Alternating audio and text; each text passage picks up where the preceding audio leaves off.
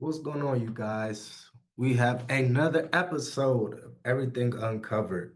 Once again, this is Coach Ike. Welcome, welcome.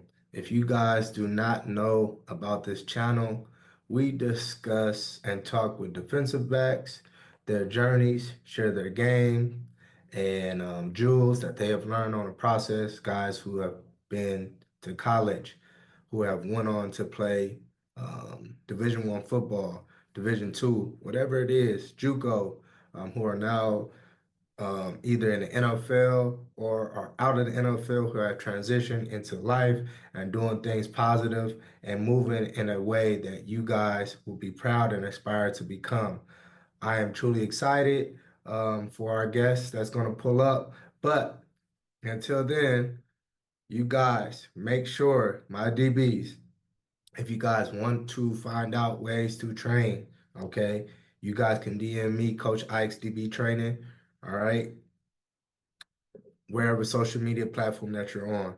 I will also put in the description tab a link to virtual training. So if you are not in the area that's virtual training, you do not have to worry about it. As well as those who are in the area and are interested in training with me. We have group training Tuesdays and Thursdays. This Thursday, we will be in Pasadena. So make sure you guys, if you're in the area or are close, make sure to contact me. All right. Yeah, truly excited as well as for those who ultimately want to take their game up to the next level and really, really grow and speed up their learning curve. We also have the DB membership where we get on the board, we watch film, break it down. Um, going over all these things, as well as you get access to the group training. And then we have tiers to that where, as well as, if you truly want to take your game to the next level, think that you have the ability to play at the next level and are serious about it. We talk about NIL, we talk about recruiting and how to get noticed and be seen by those that matter. Okay. So once again, that is our DB membership program. You guys make sure to hit me up and ask about that. Well, without further ado, I want to bring on my guest. My guest is from Pasadena, doing big things currently in the NFL. Glad to see this young man do his thing. He has some camp that is on the way soon, as well as he just made a big time life decision. I would like to introduce Darren Hall. Yo, yo, Darren, my guy, what's good, bro? how you doing, man? Doing good, man. Feeling good. Just got done working out not too long ago. Trying to decompress a little bit. I got to. Hey, man, congrats, bro, on the announcement, man. We gonna get into it, but Appreciate you, congrats, man. bro. Thank you. It's That, major, that that's major right there. major moves, man. Trying to live life the right way, do things the right way. So it's a step in the right direction. As always, bro. Man, I tell people all the time, I said, look, bro, football, football is major, but once you start making these major life decisions and doing it the right way, that's what I'm proud about the most. for sure. That's what life is really about. Football is only a little part of your life that I feel like people get wrapped up in so much, but it's just so much more to life and doing things to help people around you and whatnot that kind of gets overlooked sometimes. So, I it's bet, amazing. man, bet. So, bro, I already gave an intro, and I don't think people they understand it and understand what people do in their body of work. And you still writing your book, bro. But I want to go Hmm. back, bro. I want to go back to the beginning because you from the area. You actually from Yeah, Dina. So yeah, so share your upbringing, bro, and how's everything, mold you to the person you are now. man. Just so at least three, four generations back, all from Pasadena. Our grandparents, great grandparents, my parents, and then to us, and that's really the foundation of who we are as people. There's a pride that comes with being from Pasadena, or just even have a lineage from out there. Um, a certain way of doing things. There's people who have come before us and made uh, uh, like big strides in the city. Just starting off with Jackie Robinson, just breaking the color barrier and um, being the first person to actually do some things in the sports world as African American. So it's crazy to think about, but my whole family being from out there, lived out there half my life, ended up moving to the Inland Empire, but still going back and forth. Just have my whole family being out there, so I spend a lot of time being out there. But just kind of get away from certain things. You know how the city gets and how there's things that may not be the best for raising the families Yeah. in the sense. So my parents made a decision to try to get away from it a little bit, but still have our roots being grounded in where we come from. You can never forget that. Just knowing this is what it is, and this is what we're trying to get to. So they made that decision, but still always got love for the city. Got it tatted on me.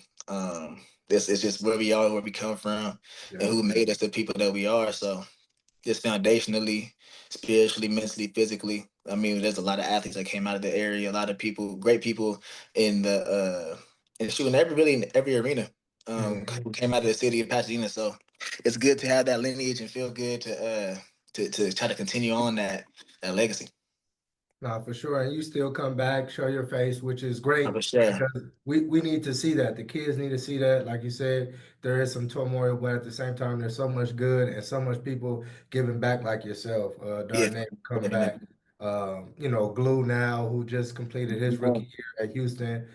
So it's always good when guys come back and show their face and act like, hey man, I came from where you guys are from. If I can do it, you guys can do it. And that's the whole thing.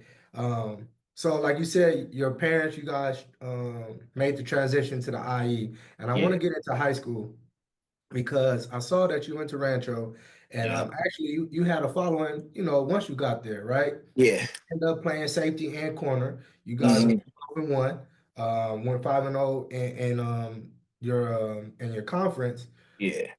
I want to know, bro, what were two things though that really, if you look back on it, what were two things that really helped you get put on? Of course, your film got to speak for it. Yeah.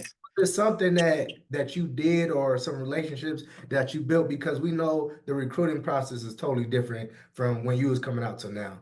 Nah, for sure, especially with the transfer portal now and the new JUCO rules, etc. But back then it was really just based off, your play. There was 7-on-7 man. Playing with Rare Breed and Robert Bourne, and then Ground Zero played for the Rail City Boys as well. But just getting out on the circuit and being able to show that you can play man, I think the circuit is a lot more tailored for offense. But if you could play with no pass rush, no real outside factors, and still make plays on the ball, I think that's a big thing for you. But just being around a lot of guys that also at Rancho, we had at least six D1 DBs. Hmm. So it was like we had a lot of the guys, a lot of competition in the back end, and kind of just pushed us all to be better. Had a couple 5-star or 4-star guys, couple 3-star guys, but being around that competition every single day, trying to be the one of the better uh, public schools in the Southern California area was something that kind of pushed us all. And when you play going against private schools, they got a little bit, they can recruit, they can do X, Y, Z, but being a public school and a lot of guys being in that centralized area and competing at a high level, it was major for us. Fell a little short my senior year, but it was a great year, and it kind of just opened doors for us. Really, a lot of guys to go to that next level, which is Division 1 football, or even just college in general, college football in general. So I want to ask because, high school, a lot of people are transferring just like in college, right? They're trying to get to the best situation. For you, was that you guys know like we're going to Rancho because you live in Rancho, or it was more so I'm going to Rancho because I feel like this is the best fit for me to get where I want to go as far as in going to college Yeah, to think it was a little bit of both. Being close to the area, there's other high schools like Centennial, Upland. I'm in the area, but being close to Rancho, they've also put out a lot of guys to go in Division 1, and then just knowing that they also compete. There was a time like my junior year, I wasn't really starting until my like this. I'm gonna say like the fifth, sixth game of the season. I was rotating in playing, but I still got like 12 Division 1 offers at the end of that year. So it was more so just not ever really being scared of competition, but just being open to competition. And there was a time where my dad asked if I wanted to transfer. I'm like, nah, most of my friends are still here, trying to build something here. I'm not ever running from competition either. If there was a time that I really needed to transfer, I think we would have pulled the trigger. But the head coach at the time, made some promises that he stayed true by. It's like, I'm gonna get a chance to compete. And I did that, and then when I got my opportunity, it was just more so just doing everything I can with it to succeed, and I did that. So the transfer nowadays is kind of crazy. People just want to be in a spot where they think that they have more opportunities or more looks, but when you're good, most of the time, I can't say always, but most of the time you have good grades and you can actually play, they're gonna find you. So Yeah, yeah. um, if you think you can compete somewhere, I think it kind of breeds a level of competition in you and drive that a lot of people don't really get by transferring to find the perfect situation. Because most of the time, especially in college and in the league now, you don't really have a perfect situation for the most part. There's sometimes where they may love you and they don't love you, but you got to be able to push through some of these things. So No, facts, facts. So you mentioned about your recruiting process. I love to talk about recruiting because everybody's situation is different. Like you yeah, said, at the end of your junior year, you had just 12, scholarship offers just based off your yeah. junior year. So you had a lot your senior after your senior as well. What made you choose San Diego State out of all the other schools? Yeah, I think that was more so just wanting to be close to home. They also play good football. They play with like five DBs on the field almost every play. So I had a chance to either come in and compete at a job early, and there was multiple positions or multiple chances for me to play. But also just being close to home, being a SoCal guy. Uh, One of my parents, and my family, be able to come to the games. Um, they had a good curriculum, especially for what I wanted to do in school. And it was like I said, it was just close to home. You can't really beat being close to home. It's not too far, but it's not too close either. Like you have the chance to get away, Yeah. uh, but you also are only a short drive away from your parents and family. So the opportunity to play, and then it was just being close to home, where my family and friends could always come down and support, knowing that they're my biggest support system, and I lean on them a lot. They lean on me a lot. So if I ever needed anything, there's only a drive away, but it was also a good space away where I could also grow and flourish on my own. Just in case I needed extra help, it was always right up the street. That's extremely smart. Talking to a person who went to Tennessee for Yeah, college, so I definitely know exactly what you mean by having that support because when you far away, it's not by nobody just yourself. get on that flight so easily, and you going back home, it's gonna cost. So now, definitely a smart move by you, and not only just that, I think you said something major, which I don't think kids understand all the time. You said the fit. Yeah, And you was able to actually come in as a freshman and play, and we'll get more into that on the football field. But I want to ask, what was your first experience? Because this is your first time leaving home, I'm assuming, hmm right? What was your experience getting on campus now and off the field? Though, like, hey, I am yeah. a student athlete now at San Diego State as a freshman. And I think it was always instilled in me growing up, like you're a student first, athlete second. So take care of the schooling, take care of your grades, make sure you're on top of everything. Because without that, you're either going to be ineligible or you're not going to be able to play or even get to college. So that was something that was always instilled in me, and a principle that I took with me into college. But being there, of course, we had our fun. We had time to go out. We had time to be kids. Is being first time away from home and just doing things. But the main goal is always the main goal. So I always felt like I had a good sense or a good direction. I was like, okay, even if I do X, Y, and Z with my friends or do X, Y, and Z, my main goal has always been to graduate and get to the NFL. So if I ever felt like I was falling astray, I had a main goal or something in reach that I had, well, that I was able to attain. So, knowing that was in my mind and knowing that I could always get right back on track or get right back on path, but I never really strayed too far away from it because I knew what I wanted to do. And when I got there, like I had a goal to graduate in 3 years just in case I left, and I did want to leave early, and I did that. So, I always set up a plan and a goal for me to reach and striving for that every single day. So, it was a good experience, though. It was fun. Made a lot of good relationships I'm still friends with today. It's college probably one of the best times of your life. You're still young, you're having fun, and you kind of get that first sense of being away. But at the same time, there's a lot of work to be done, school, football as well, especially for student athletes. But uh, it's a time that you really don't get back, so you should always cherish it and at least get the most out of it that you can. So it was a great experience, but I always knew that I had a goal in mind, and the main goal is the main goal. So keep that the main thing. I think you said something big, and I'm big on this. You said a plan or a vision, and Hmm. sometimes you do fall away. Yeah. It's fine. We all fall short, but it's about getting back to that. And you said keep the main thing, Mhm. and just try to teach that to the younger adults. Hey, I know we're doing this. Make sure you keep these things the main thing. So just in case we get back on track. So I love that you said that, man. Uh, Definitely.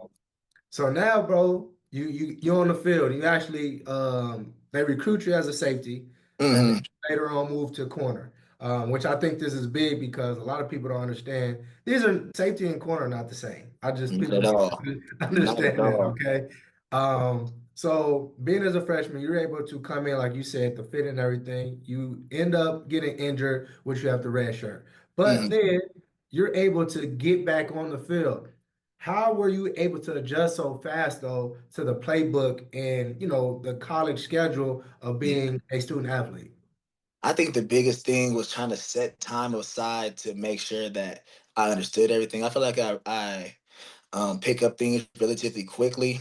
Um, so I would always meet with the coaches a little bit earlier, or like try to get an understanding of why we're running this, why we're running that. Uh, I don't think the playbook was relatively too crazy. I wouldn't say like it was easy either, but I think that once I try, what I do for myself mentally is I kind of just pair everything together by coverage, and then I study them and see the differences. And I'm like, okay, this coverage is cover one, but this one is a little bit different because of X, Y, Z, or this one's cover two, but this is different. So I do that like that, so I can know, okay, when I hear these words, my mind kind of triggers, okay, that's what we're doing. So I try to put things into a certain memory bank on paper, just writing it down. Um, I'm also a very like hands-on learner. So once I see something, I'm told to do something, I go out there and do it. Like, okay, it snapped, like it triggers for me. So that was probably the biggest thing, just making sure that I take the time out to study. And then for the classwork or the classroom side of things, it was more so just doing the same things I did to get to college, Mhm. taking time aside to study, taking time aside to do things that I knew that would help me in classes. Some classes were a little bit harder, so I would get help, but that also give us tutors for anything that we do need. So just utilizing all the facilities that we had and everything that they had to offer us to help us succeed at the highest level. So that was major for us, just getting the help because not everybody actually gets that help. So using the help that they give you, and then in your spare time, just using it wisely. Mhm. Now, I can tell by the football IQ. I've actually been around you, while training and whatnot. Mhm. We have those conversations. It's like, okay, not everybody can have these conversations like that. Yeah. So, for people to understand, for you to play as a freshman or even get in, that's a barrier for a lot of people. A lot of Mhm. people have talent. I say it all the Yeah. time.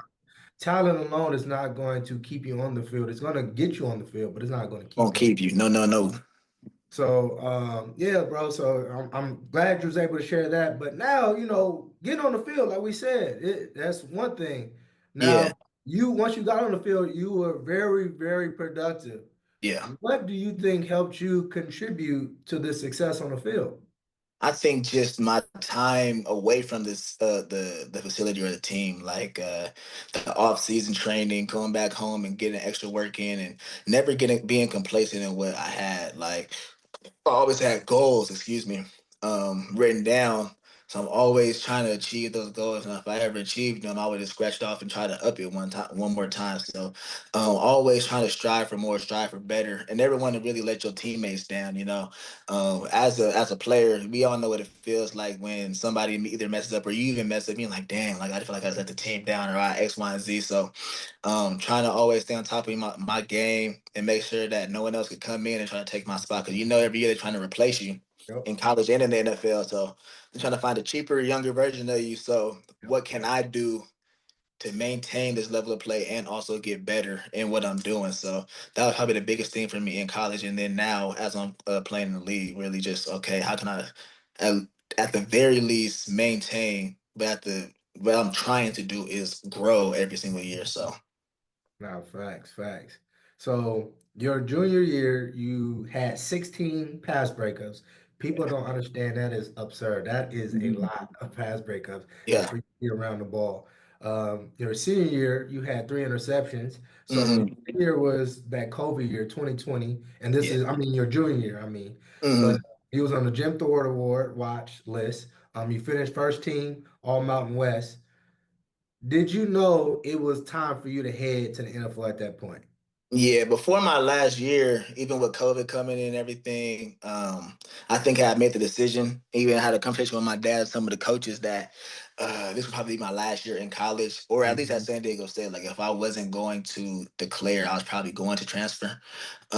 Just because I feel like I kind of did everything I could do at San Diego State. Yeah. So before that year, it was kind of iffy on if we were gonna have a season. But I was really hoping we did, so I could also help myself and improve my draft stock and whatnot. However, we ended up having a season, and I performed pretty well, and my stock kind of risen to a point where it was kind of like there's the grade that I was having is kind of like you don't really get too much better than this. So it's about time for you to, leave. So just talking to my parents, praying about it, and um, informing my coaches, it was about time for me to end up leaving. So I just like I said, I felt like I obtained and reached almost every goal that I set for myself at San Diego State. So at that time, even before the year, I told my dad like, I don't believe you. I'm like, yeah, I'm telling you, it's gonna be my last year. Like this is gonna be it. So just be ready. And I did everything I needed to do to perform well and then test well and do everything I did to end up getting drafted. So No, facts. So I want to ask this question. So let's say you coming out NIL is here now. Do you still leave early or are you still yeah, I determined? don't know. I think it because the goal is always still to the league, and I feel like there's a lot of people who kind of get caught up in the little short term money in NIL, and they kind of can screw themselves Yeah. um, or just hurt their position in a draft stock. It's like if the goal is the NFL and you have a chance to get there, I say you take it. Um, I still did a full four, but at the same time, I had time left on my clock, and there was school trying to get me to transfer, but I don't think it was worth Yeah. the what I would have gotten was not worth what I got in the NFL, and then the experience and being in the NFL um, early and young, which is also a plus. So uh the NIL is crazy though. I do sometimes get a little upset that I did miss that by a couple years, but uh nah, I would have had to leave still. Like this, the goal is still the goal. Nah, facts, facts. Now I hear that. I hear that. I do want to ask because, this whole realignment when it's college football and everything, and I don't want to talk about college football too much because it's a business at the end of the day. But do you believe the Mountain West Conference and of course all these other conferences, they don't get enough credit for Yeah, I the think the West Coast doesn't really get that much credit for their talent. I true. think it's a little just a SEC East Coast bias for some reason.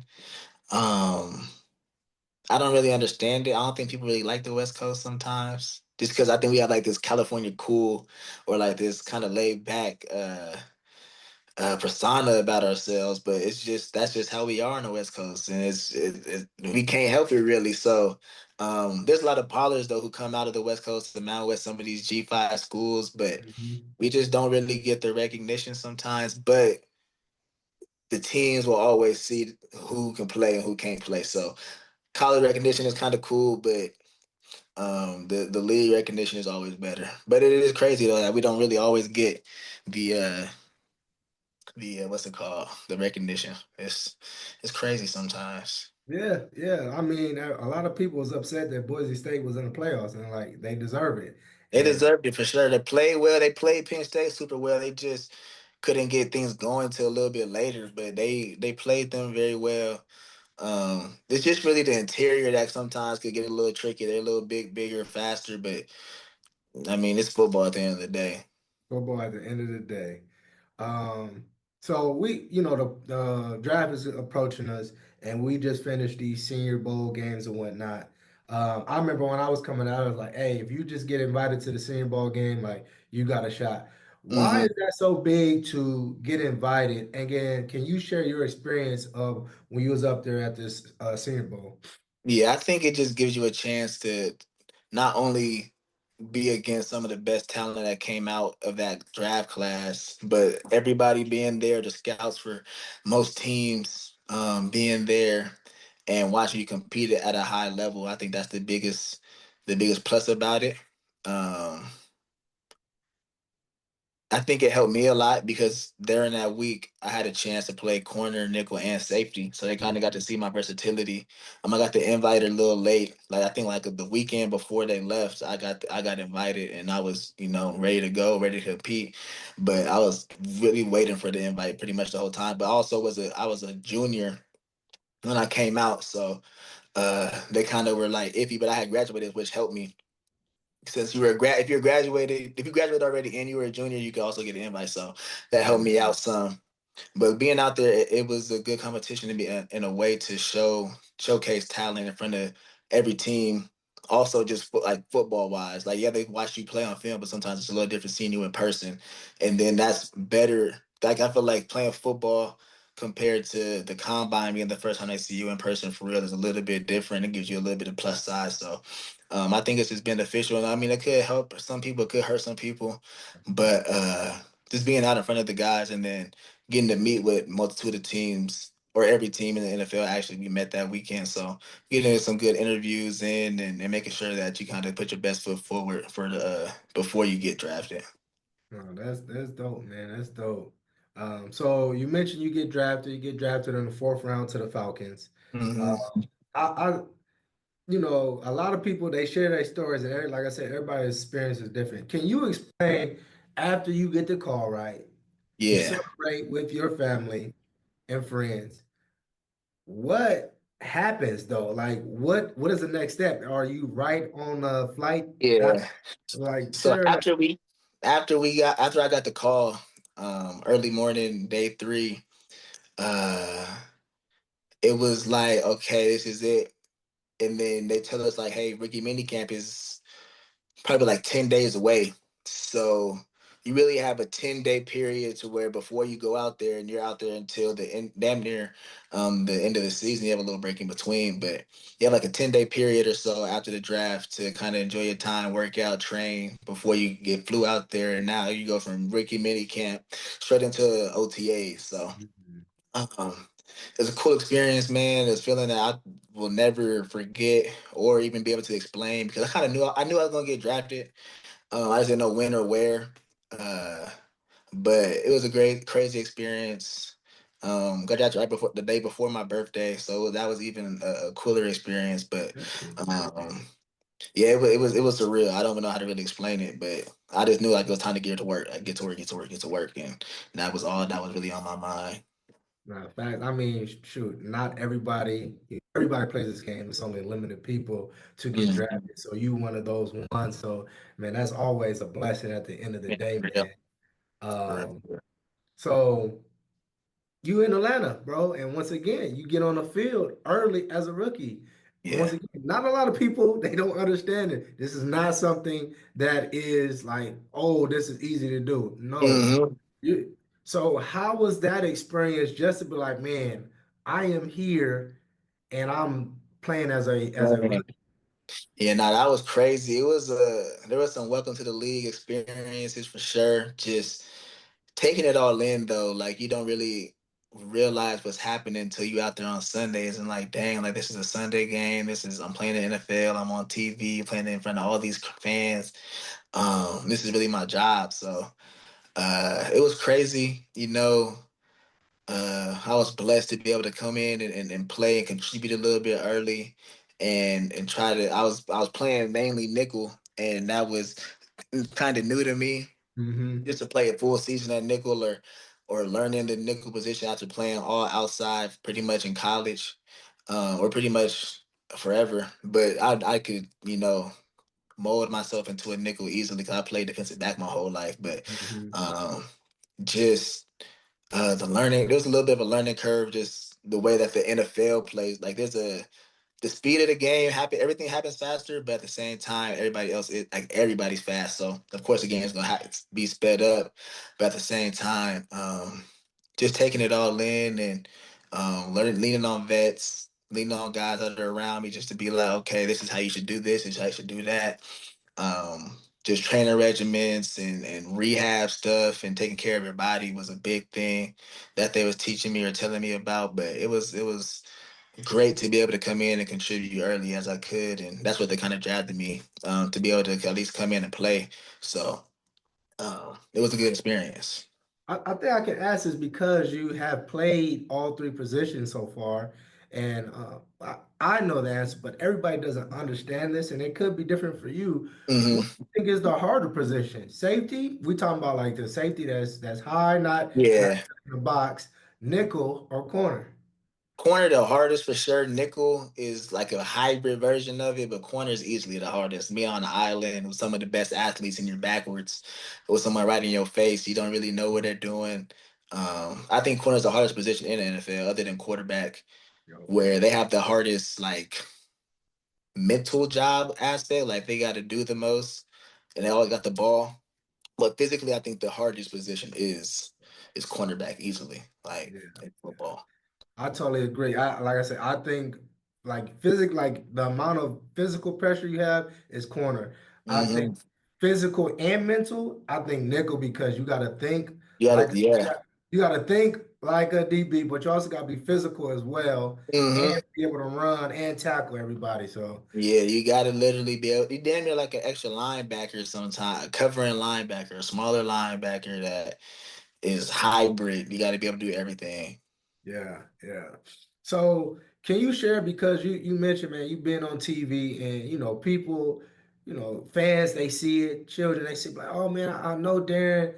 Yeah, Can you share, what people don't necessarily know about the NFL, like the business side of it? Because at the end of the day, this is a business. It's yeah. not just It's a game. No, yeah, it's entertainment, but at the same time, there's so many business aspects of it that they will never understand, even if you try to explain it. Like there's times where I've clearly been on a couple teams, and it's more so just business side of things and numbers, and um, never have I been on a team that didn't want me, like physically, or want me to stay. But I kind of chose to leave certain situations just based off the fact that I could see the numbers, I could see the game, and I know the business. I know how things are probably going to shape out. So um, there's an aspect of it where the money comes into play, the where you were drafted comes into play, the coaching staff, the GMs, the owners. If there's a new GM, new owner that comes in, you kind of like they want their guys, the people that they or want to draft, or people that they want to bring in to play, because they're quote unquote their guys. So. Um, there's just a lot of things that people will never understand. And there's people who ask me questions sometimes, and I try to explain it, but at the same time, I'm like, you're not gonna understand it because you're not in it. So it's like I'd rather not even talk about it for real. Like it's just some things that you won't understand. They're like, hey, so this, and that. I'm like, I mean, you're not gonna understand it, so I don't really want to explain it to you. Because even if I do, you're still gonna ask more questions, and it's gonna be like you're not gonna get it because Exactly. you're not in this business. So um you gotta just control what you can control and do everything you can to, like I said, even about high school and college, that every opportunity that you get, you crush it and you put your best foot forward, and you're literally auditioning for 32 teams every time you step out on the field. Yeah. So um, know that and keep that in the back of your mind. But just go out there and try to play free as you can. But because this is a performance based business, if you're not performing well, they're gonna try to replace you. So. Um, you got to do what you can do, control what you can control, and let God, handle the rest of it, and moving things in your favor. Yeah. I try not to discourage people, but I say, look, at the end of the day, this is a relationship-based business. All right. And when you understand that, um, it's not Yeah. about what The you sooner do. you understand it, the better off you'll be. The sooner you Yeah, understand best off, the better off you'll be. Because sometimes you can take things personal, but it's really never personal. It's literally always business. always, always. It's always business. So man, you are now with the Cardinals, bro, and you playing going back to some safety. Yeah, You have the opportunity. You're in the locker room with Buda Baker, bro, yeah. and that dude, he is just a feisty guy, always producing at a high level. What are some key takeaways that you just see from him that stand out to you? Yeah, he's a pro's pro. Like he does everything the right way. He's in the building doing things. He's a leader. And he's fearless, but he takes his job very seriously. He takes his health very seriously, his rehab.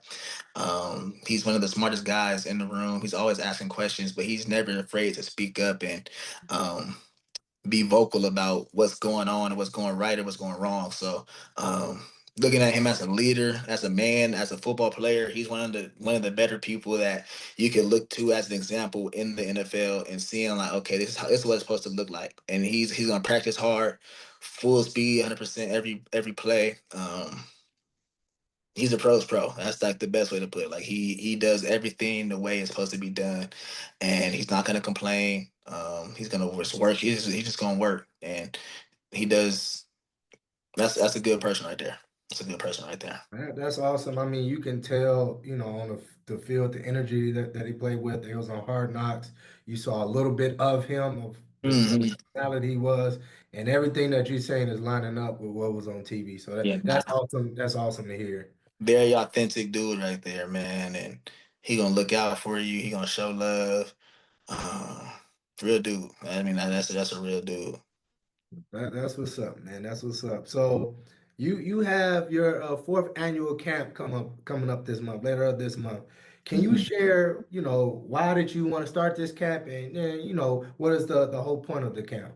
Yeah, nah, I just really wanted to give back to the community, man. I think one of the biggest things that with my faith, I'm a believer, a follower of Christ, and he says, I came not to be served, but to serve, So just trying to serve the people around me, serve the people coming up into the next generations because they're the people who are going to be who we are right now as a younger generation. So I'm just trying to be as much of a servant to the community and the people around me and try to be a pillar in my community to where people could come and feel embraced and loved just as though God loves us also. I think that's the biggest thing, just giving people a chance to feel that, and also like you said earlier, reaching back and letting people know like I come from where you come from.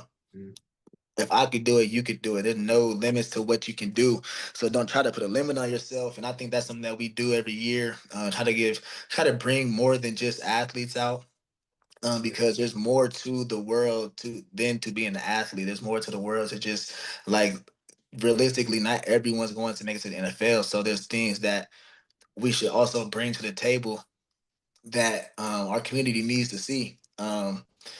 There's a lot of things that we don't really know about, Yeah. and growing up, it's not really our fault. It's just we were not given the opportunity to know about these things. So, being in a different space, being in a different, bracket of people, sometimes you get to rub shoulders with people who are doing different things, and it's an opportunity to kind of give that back to the community. So I think that's the biggest thing with me and my father, how we kind of put this team together to try to just give back and serve the people around us because that's what we're called to really do. So that's the biggest thing. Now, that's awesome, man. So if I get an invite, I would love to be a part of it as Slide well. on out, man. Slide on out. I'm gonna send. I mean, you know that I'm gonna send you the invite. I'm gonna send you the information on it too. It's Yeah. actually next weekend. Yeah. So now it's love. Come out, help support, man. I just love seeing the kids come out and be happy, just be around some pro guys and things like that. And it's major. It's major. Nah, man, keep on inspiring, bro. That's what it's all about, man. So Literally. we mentioned this earlier, man, but you did something that a lot of people are running away from. And this is what I'm really proud of. You Hmm. recently just got engaged. Yes. Um, as a football player, right? It's it's hard to trust people, Hmm. motives and things of that sort. How did you know it was time for you? And then how did you know that your fiance was the person for you? Yeah, I think I knew it was time just based off of I'm established in my career. It's something that I've been not longing for, but as you are in your career, you want somebody to build with rather than you build already and then you try to bring somebody on.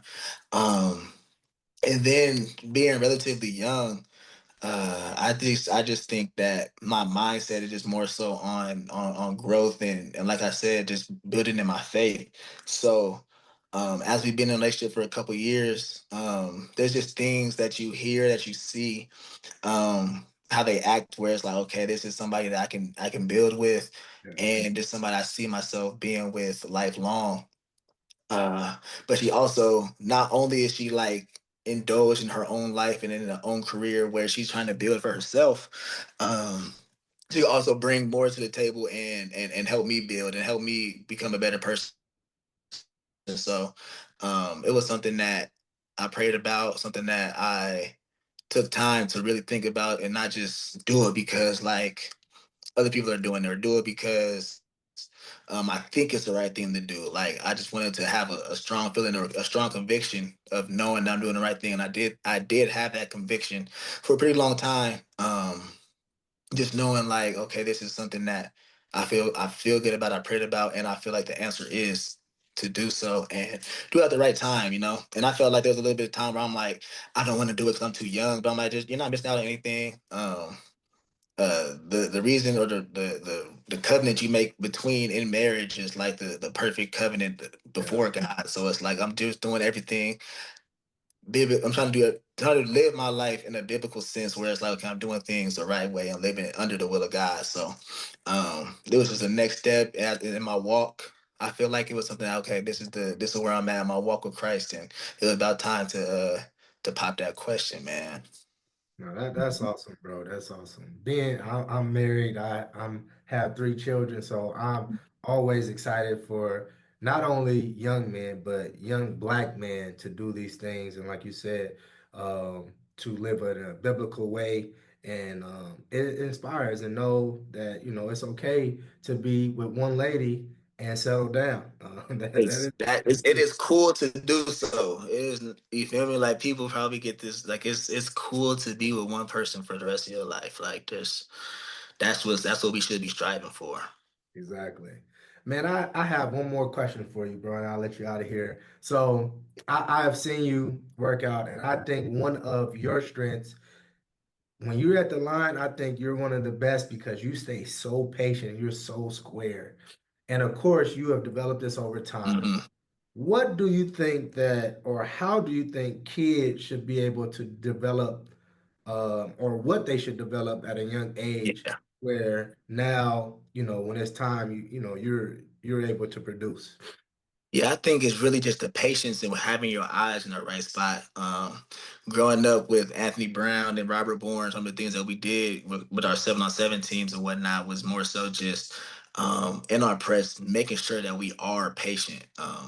Peer stepping, I think, is the biggest thing because it kind of gives you an internal clock that you don't even really realize, but there's an internal clock on yourself. Like, okay, I'm moving when he moves, so you don't want to be antsy, but I think it really comes with confidence. And then it's the constant repetition of doing something over and over and over and over again that helps you feel like, okay, I can be patient because I also know I can run, but you don't want to get ran by.